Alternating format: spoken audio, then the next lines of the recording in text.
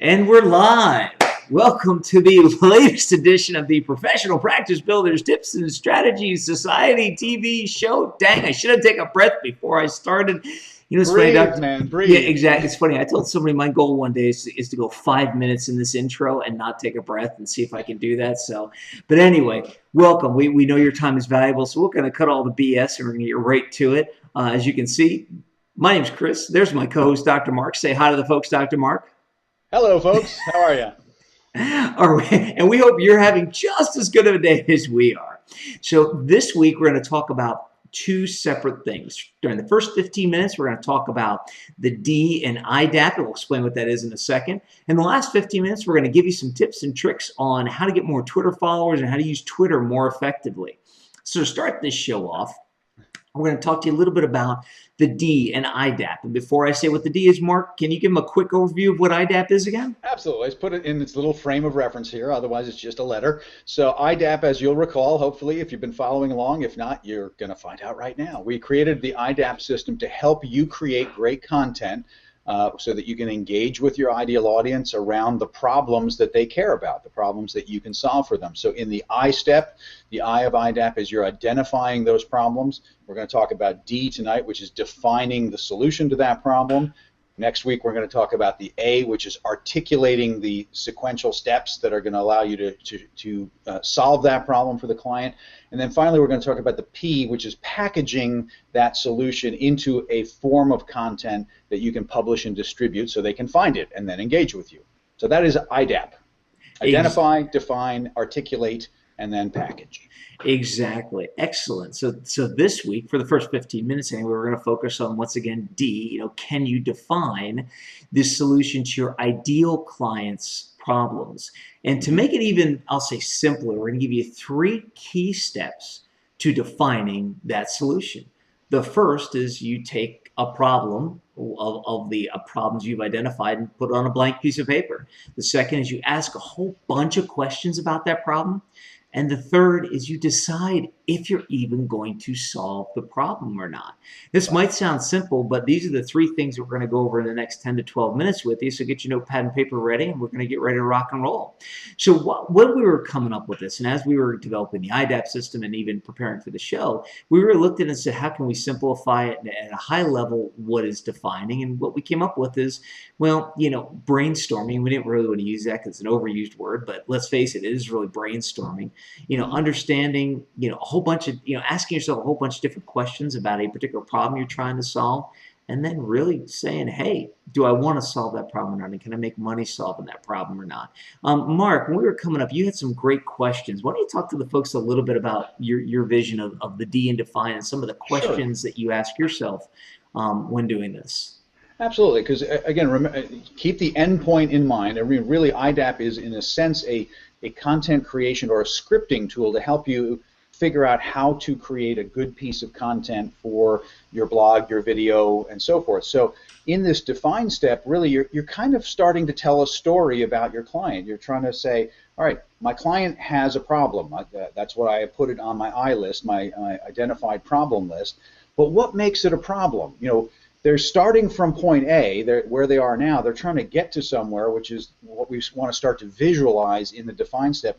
Where does my client want to get? If they could solve this problem, what does the solution look like? What's the objective of the solution? And somewhere in between is the pain, right? If I'm here and I'm trying to get there and I'm blocked because of the problem, then it hurts. And so can you flesh out with a real clarity for yourself, why is this a relevant problem? Why is it painful? Why is it getting in the way of the success that I want to help my client achieve through the solution that I'm going to teach them? And if I can't do that, then I want to really sit back and question whether this is a problem that belongs or gets to stay on that list, or whether it goes on the chopping block floor of my editing floor and says, now, okay, I thought that was going to be a good idea, but it's really not. So those are some of the questions. What else we got, Chris? Yeah, I mean, in the end, you really want to look at this at a high level, because, we can do a lot of things. There's a difference between what you can do, what you should do, and what you're going to do. You can solve a whole lot of problems for your clients. Just like when Dr. Mark and I put the Professional Practice Builder Society together, I think, it was 50 or maybe even 100 problems that we knew we could solve for clients, and we knew we could do things. And at the beginning, I think we tried to do a lot of those things, but we were, kind of, it was like herding cat. Our brains were like herding cats. And that's part of the reason why we came up with this system, was because what we realized, we look back at our past successes and our failures, and we realized that when we had successes, we did these steps. And when we had failures, we didn't do these steps. And we realized that the clients we worked with, when they had successes, they did these steps. And when they had failures, they didn't do these steps, regardless of what their personality or even how they're wired. Because there are some key concrete steps to success. So when you look at it, you put a problem on the page. So that's one of the things that we did. We put a number of problems that professional practice builders face on the page. And then we started looking at them. So things like, what does a problem look like? In other words, let's describe it at a high level, and then let's start to dig down a little deeper. What does that problem look like? Why is it a problem? Not just because somebody says so. I mean, let's face it. We all grew up in a lot of us grew up at a time where we heard people, our parents say, just do it because we say so. We don't live in a time anymore of solve this problem because you say so. We have a lot of choices nowadays. Another one is, where are they starting from? So you identify their point A, and you get real clear about it. Where are they going to? You identify their point B or point Z, whatever you want to call it, and get real clear about it.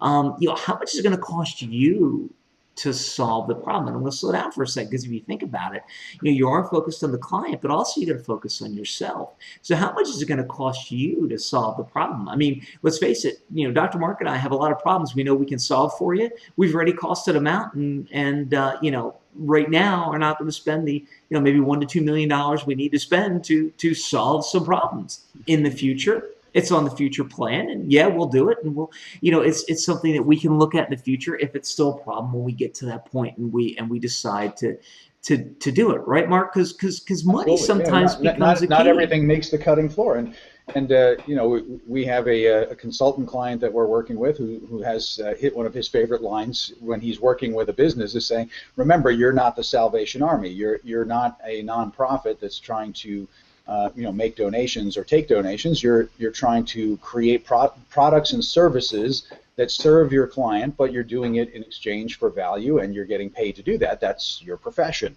And so we have to create content that leads people to your product or service. So this is, kind of that, one of the reasons we created IDAP for people, is to help them really think through this process, so that you're not just kind of, let's say you're trying to keep up with a blog, and you're going to go write your next blog post, and you're like, you're getting distracted from your mission, and you're just saying, okay, here's a problem I know I can write about, and you're diving right into that content creation without having done this define step and say, wait.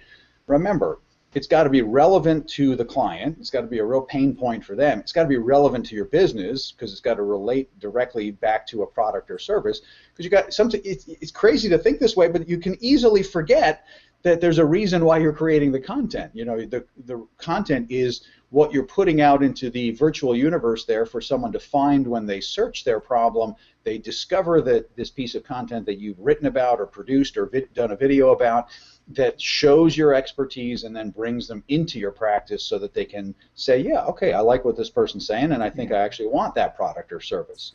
Yeah, exactly. All that by way of saying that's why define is so critical, because if you haven't really decided and made a conscious decision, yep, okay, I've gone through these steps, I've asked these questions, I put it as the heading on the piece of paper, I've come up with as many different things as I can think of, and yes, it fits the criteria, and the criteria in the end are, it's relevant to my client because it's about their pain, and it's a pain that motivates them, and it fits right into my skill set, my problem, and my solution set. So yes, not only can I write about it, but I then on the back end I have something to sell related to this. I have a product or service, right? So. And here's the beautiful part. I mean, and that leads right into another question that you ask. You put on the paper, can I do this better than 80% of the rest of the world? In other words, if you can't deliver a solution to a problem that you can confidently say you can do better than 80% of the world, then in my view, it's probably not something you should go after, unless, and here's the unless it's something you love to do, you can make a lot of money, it's going to save your business. So we can talk about that on future episodes, but for today, to not confuse you, one of the additional questions is, can I do this better than 80% of the world? Does solving this problem set me apart? Does solving this problem make me unique? And what competitors do I have? So this is almost a competitive, it's almost a mini competitive analysis. So you're Hmm. not analyzing your overall business, you're analyzing a particular problem, because you don't want to be in a space where you're doing something better than only half the world and you've got 2 million competitors. You want to be in a space where you do something better than 90% of the world or even 80% of the world and you have 1,000 competitors, Right. because it's going to be much easier to set yourself apart by creating great content. And then the things that we're going to show you how to do about creating content and mission controls and all the other stuff that you're going to learn by being part of the society, it's going to Right. set you even further apart. Because the endpoint that we want you to use IDAP to achieve is that we want you to become the recognized expert for these problem areas and for the solutions that you can deliver. So that's the content that you want to create. It's a demonstration project, right? I mean, other people's line of work, they actually have physical demos maybe. In certainly if you're a service professional, you have to now create content in order to have that demonstration. And so this is a system for making sure that you're on the right track. We also have some real simple steps. We've broken it down to these 4 steps, and if you really work it, if you kind of make yourself go through identify, define, articulate, and then package, you're going to simplify this process, but you're going to stay on track. And this define one is really going to keep you on track by making you pause long enough. Doesn't take long. I mean, you can honestly do define on one of the problems. You know, you should be able to do this when you've kind of, when you're not just learning it, but when you've actually kind of mastered this kind of basic concept of it. It shouldn't take you more than 5-10 minutes to sit down with a piece of paper and just start scribbling out some questions and answers so that you can make this gut check. Yes, it feels really relevant. It feels relevant, because this is really the second time you're asking that question. You asked it in the I step, but now you're double checking. You're making sure you understand the nuance of why this is really a problem for my client, and then you're deciding, yes, not only can I create content about it, but I want to, because it fits my mission and it fits what I want to be known for. It's what I want to be the identified expert for in this area. Well, let me say this, and I agree with you, Mark, that this process for the folks could take a very small amount of time. Folks, I would also say, here's would be another recommendation: don't shortchange the process, but also don't get caught in analysis paralysis. In other words, you want to do your due diligence in this process, and if it takes 5 or 10 minutes, great. If it takes 5 or 10 hours, great. But don't get caught up in analysis paralysis and let it take 5 or 10 weeks, because then you're not going to be making any It money. won't happen. Yeah, There there exactly. there comes a You'll point. move on to 10 other projects by then. So Well, there comes a point where you have to jump off and build your wings on the way down, and just say, look, I think I have enough information to make a valid decision. Are you going to be right some of the time? Yup. Are you going to be wrong some of the time? Yup. So this is just a process to get you closer to really having those things that you're known for. We got about 2 minutes left in the first segment. What I want to do is give you guys a real quick recap of some of the questions. And Mark, I'm going to go through the standard ones, and while I'm going through the next minute of standard, think if there's anything else you want to add, make sure you have in sure. there, so that folks will have a nice clear stopping point where they can sit and pause and write the question down. So one of the questions is what does this problem look like? Why is this a problem? Where are my ideal clients starting from? Where do my ideal clients need to go? How much will it cost me to solve the problem? How much can I charge if I solve the problem? Can I do this better than 80% of the rest of the world? Does solving this problem set me apart? Does solving this problem make me unique? And finally, for me anyway, what competitors do I have? Mark, any other questions you want to throw in there? I'm just going to throw in a real short, quick, concrete example so that you can kind of wrap your mind around that. So let's say I'm a travel agent, and I just got off the phone after solving a client's problem. And I sit back and say, if this client had that problem, I'll bet there's a whole bunch more of my ideal clients, and I could create a good piece of content about this. And the client had to get from New York to Los Angeles. They were in a hurry. They had a really big deal to close, and they couldn't find in their own research something that fit their budget and their time frame. So I spent a few minutes on the phone, and I helped my client understand. I made sure I understood their problem, that it had to fit within this budget. They had to arrive in LA by this amount of time. So I knew what the parameters were. Then I figured out how to best search that and get the solution. Now, I could sit back and create a piece of content to teach other people how to do that and show my expertise. And that might be just a real simple, basic example of taking an existing moment where I solved the problem and now turning around and say, you know what, I could create a piece of content about that. And that defined process will make me decide whether I want to or not. Yeah, and to wrap this segment up, I think, Mark, what we're really saying here is that the IDAP method, the IDAP system, the IDAP solution can be used when you're looking at your business at the beginning or even at fairly early on to define the problems you want to solve and then create the content around them. Or it can be used if you're in the middle of a business, if you find that there may be a new problem that you want to solve. So just because you solve that new problem for your ideal client doesn't mean you're going to add that to your it doesn't mean that you're going to add that arrow to your quiver, because it might not fit the profit test. It might not fit the 80% rule. It might not fit anything else. So it gives you a really concrete way to say, okay, I can use this at the beginning to define out what my portfolio is. And if an ideal client comes to me with a problem, I can use this to say, do I want to make that problem part of my portfolio? So that's kind of the two ways you can use it. Right, but just to close that thought, I mean, remember, our mission here for you, our viewer, is to be able to create great content. So you're using this basically as a creation tool, a scripting tool, if you want to call it that, to decide what it is you want to create to teach your audience, so you can use it, as Chris is saying, to actually make decisions about your business. But we want you to use it especially for mapping out what I want to create to produce and publish and distribute out onto the web, so that I can become the recognized expert. I can attract more of those ideal clients to me. So it's a real good tool for that. Yeah, exactly. And since we're stretching into our second 15 minutes, well, at this point, Dr. Mark, we got a tweet now. we could talk forever at this point, because now we're getting into more articulating and packaging. So you're gonna have to come back next week to get more of that. But for the last 10 to 12, at this point, 10, 12, maybe 15 minutes of the show, we're gonna talk about Twitter. And it was interesting when we have to.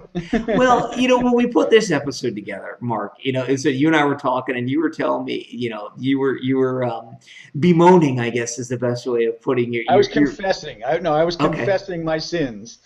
Why don't you publicly come? I'll put my collar on, and you can. I'll put my collar on, and I'll get my little white. You got to remind me to get my little white, whatever, I forget what it's called. But and then so confess your sins, my son. Universe, I will confess to you that I'm not passionate about Twitter. I use Twitter to a degree. I misuse Twitter, but I'm going to confess publicly, just because I really believe that I probably represent a lot of you. Some of you may not be using Twitter at all, so shame on you. You're even worse than I am. But a lot of you that are using Twitter are probably barely using Twitter, and that's really my confession to you, that I use Twitter as an outlet for content, like a lot of other channels. I'm not really engaging a whole lot. I'm not working to build followers the way I could be or probably should be to get the real value out of Twitter.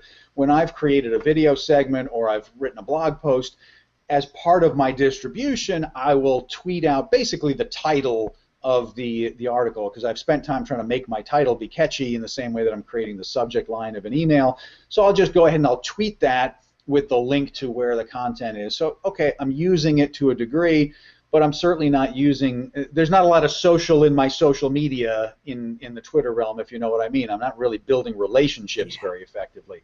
So, Chris, tell me, how could I be doing this far better than my sad little attempt to tweet here?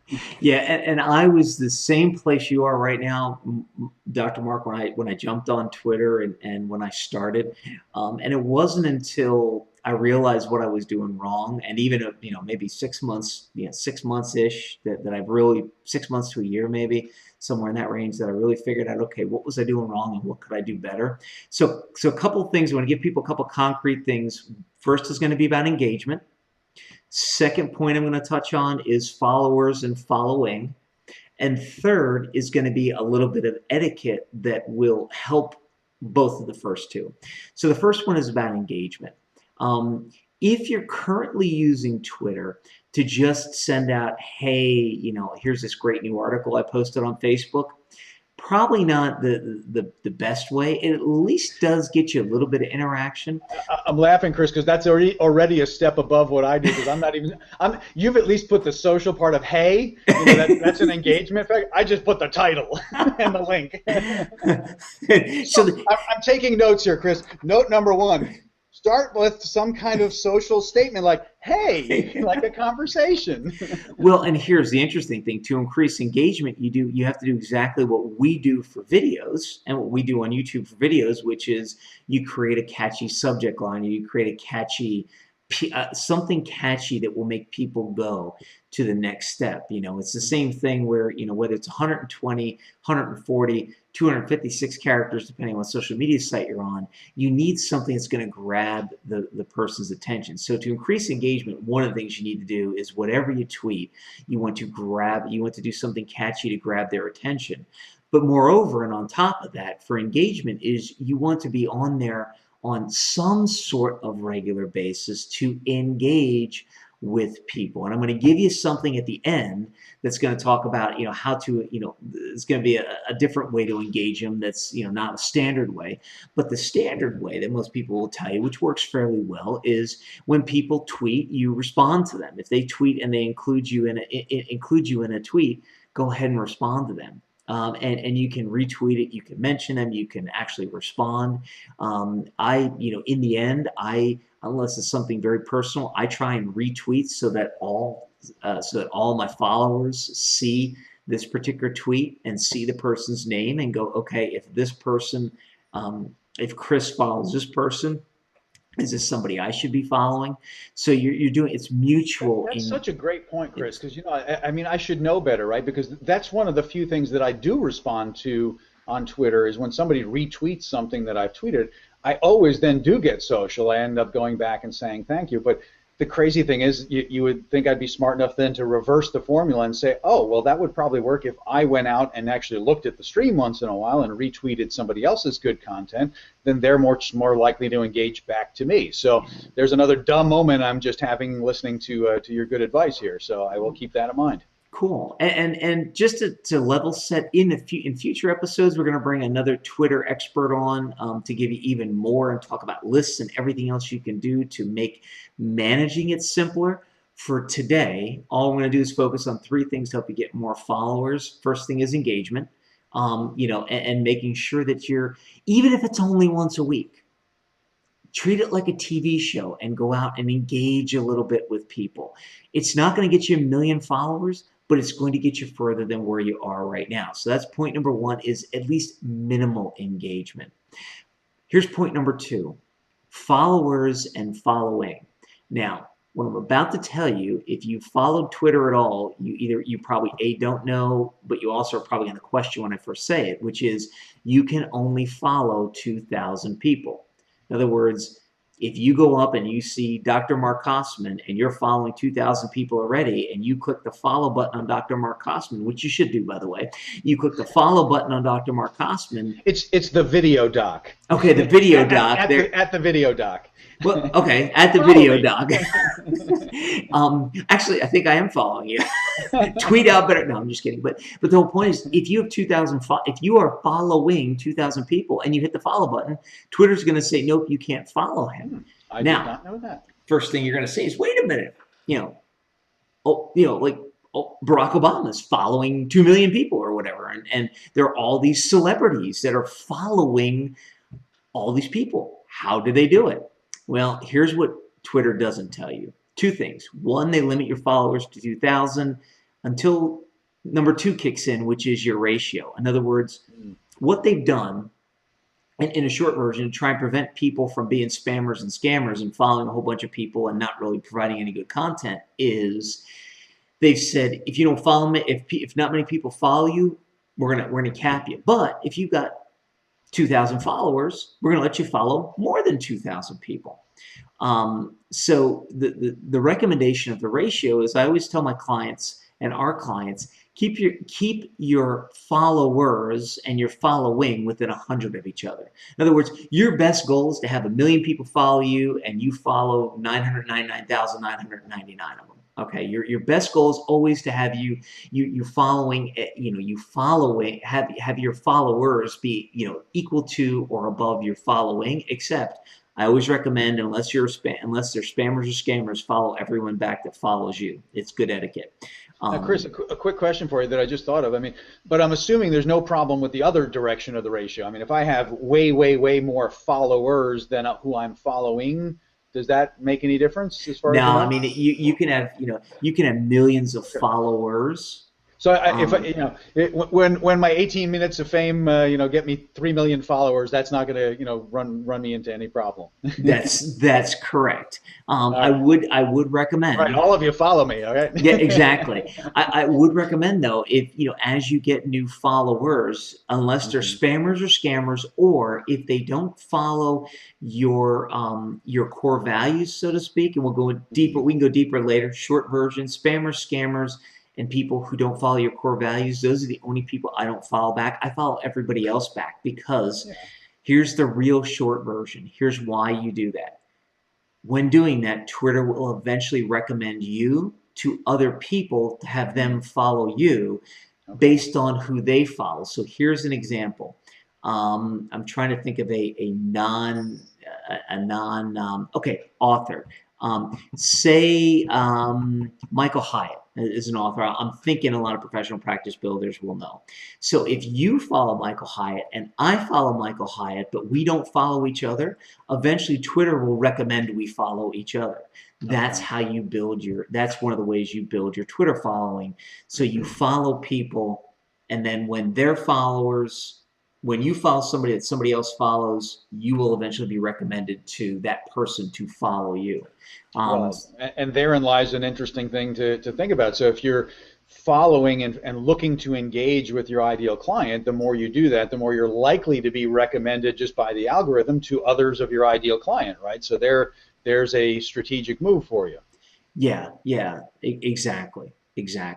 And there's whole bunch of, there's more concrete strategies that other Twitter experts we're going to bring on can give you for today to wrap this piece up. So piece number 1 was engagement. Engage personally at least once a week, even if it's only for a half hour. Treat it like a TV show. Other than that, do what you can to get posts out on a regular basis, even if it's not you personally doing it, meaning if you use any of the automation software out there, that's fine. Second piece is followers and following.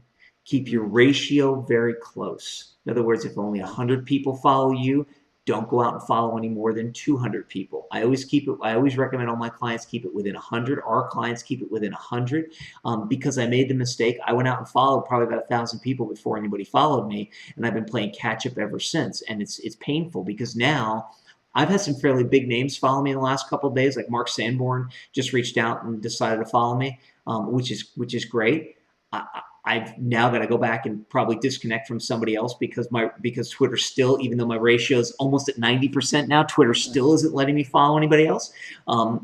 So once I figure out why, I'll report back and let you guys know. But he's somebody I want to follow, so I'm gonna have to figure out, how can I somebody's not going to make the cut. Well, here's the thing of it. So there's a lot of ways to figure out who does and doesn't make the cut. Let me give you a real quick way. When I first started, so this is kind of number 3. This will be your number 3 of the other ways of using Twitter. Get a little more followers and probably do some etiquette stuff. So when I first started following people, there was no reason for them to follow me back because I had no tweets. I flipped it on its head. I didn't start tweeting. I just started following. I should have tweeted before I followed so that there was tweets so they could follow me, but I didn't. That's your bonus tip. Tweet first, follow later. Yeah, exactly. So what I've done is I've set up a 2.5-week plan that I'm going out, and I'm mentioning and saying, I'm taking people in groups of 5 or 6, and I'm mentioning to people saying, look, thank you, you've given me some great content. I'd be honored if you follow back.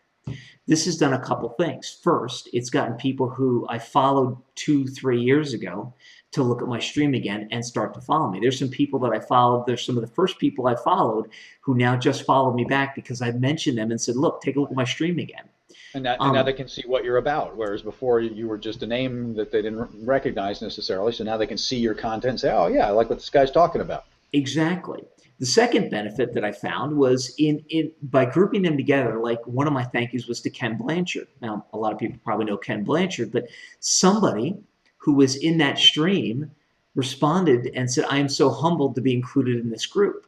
And what I realized is that I wasn't intentionally trying to stroke anybody's ego, but what I was realizing was I was really grouping somebody who might not be well known with somebody who is very well known, and saying they both had great content, which they do. And so you've invented a new strategy. We'll call it the Twitter name dropping strategy. Well, and it's the honest, ethical Twitter name dropping strategy, Yeah. meaning they have great content.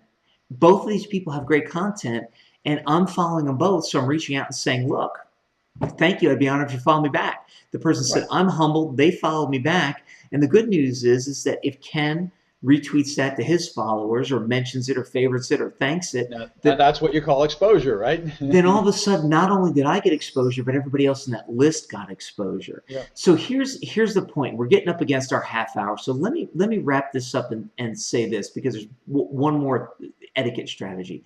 What you're doing is you're treating other people right, and you're treating other people nice. You're saying thank you to people, and you're going out and you're saying, I'm getting great stuff, and you're helping to promote other people. Because let's face it, if you like the stuff that they're doing, why not? Help somebody else. You might not be a Salvation Army, but helping somebody else isn't going to cost you a penny. Especially on social media. I mean, the whole point. We can get so caught up in tactics that we forget that there's actually a basic premise here, which is be social. Be nice to people. Be kind to people. So here's the other real quick, and then we're going to wrap this up and do our plug and promo for next week. So the other real quick thing is that I use 3 hashtags on a regular basis. Hashtag FAVlove, hashtag RTlove, hashtag mentionlove, meaning favorite, retweet, and mention. Retweet and mention, okay. And what I do is on a weekly basis, I go out and I thank people for mentioning me, for retweeting my tweets, and for favoriting. And it's just it's a way of saying, look, it's at least a partial interaction. Say, look, I recognize you did it's really something. good etiquette. You're absolutely right. It's like sending a thank you note when somebody does something nice for you or sends you a gift or something like that. It's the right thing to do, right? Right, because here's the other thing, and here's you're thinking that. But you understand, Chris, that I'm saying it's the right thing to do because I'm back in my guilt corner because it's not what I'm doing. But that's okay. We'll get you there. Here's the thing of it. And then we're going to wrap this up. Here's the other reason it's the right thing to do. If they've retweeted your tweet, they've sent it from anywhere between 50 to 100,000 or 1 million followers. If they've favorited, their followers, whether it's 50, 100, or 100,000, has seen them favorite the tweet. If they've mentioned you to. So I'm telling you something. Yeah, I don't care if you've good got 5, 50, or 500,000 followers. Guess what? If you mention me to them, I'm thankful, because who knows? First of all, I'm thankful as a human being, but also, a lot of those people come and say hi and see what's in my stream and might follow me, and you never know. So just be nice to people, be social, and be nice to people. I love. That's my favorite of all the tips. Because the truth is, it's genuine. I know this about you, Chris, and I hope it's clear to other people too that really is just about genuinely being real and really thanking people, and it's a really good strategy. Yeah, it's and thank you, Mark. And isn't it beautiful when you can be real and honest, and you can just use good etiquette, and it turns out to be a great marketing strategy as well. Exactly, as opposed to the other way around, right? Yeah, exactly. It's a beautiful thing. So yeah, do it, folks. Do it. Mark, we are running over time. Why don't you go ahead and wrap this up and tell the folks what they need to do right now?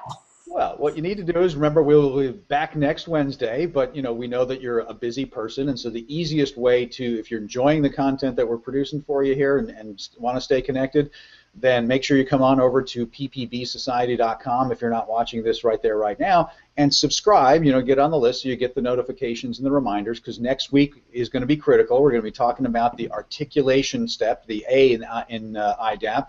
So make sure you subscribe and learn more about the Professional Practice Builder Society. We have lots of great information. You can become a member, of course, but you don't have to. You can subscribe for now and follow us on the show. We'll be back here next Wednesday.